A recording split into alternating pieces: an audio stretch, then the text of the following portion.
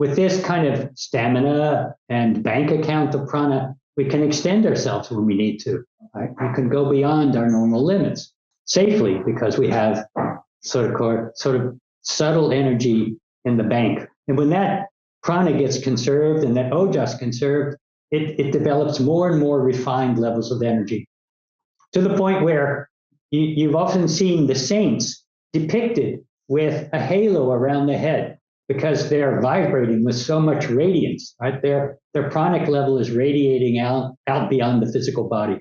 And this buildup of prana also enables us to focus the mind even more fully.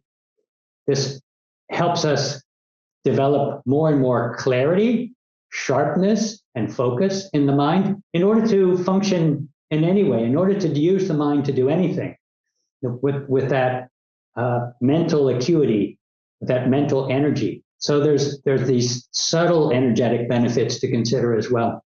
And that ability to remove the obstacles to the flow of prana is especially experienced through the practice of Kapalabhati, which we can work with next. Some of you I know are very familiar with this.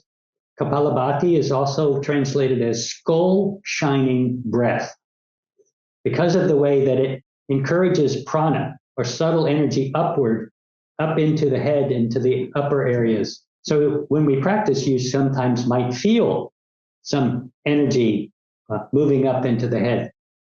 But it's done, it could also be called rapid abdominal breathing because it's done simply by snapping the abdomen in on the exhale, followed by a relaxed inhale.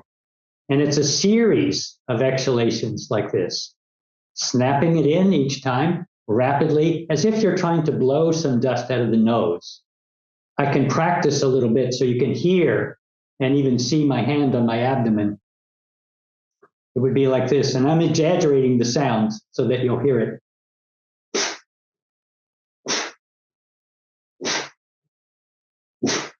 Could you hear that? Yeah, I'm exaggerating a little bit. It doesn't need to be that forceful. But it's a snapping in, creating an exhalation, followed by a relaxed inhale. And these exhalations are done in a series. And that series of exhalations ends with a final exhale, a deep inhale, like in the 3-part breathing, filling the lungs all the way up, and then a slow, steady exhalation. And because the rapid breathing has oxygenated the blood and brought in a lot of oxygen rapidly, that exhalation at the end can be very, very slow. Maybe even a few slow exhalations.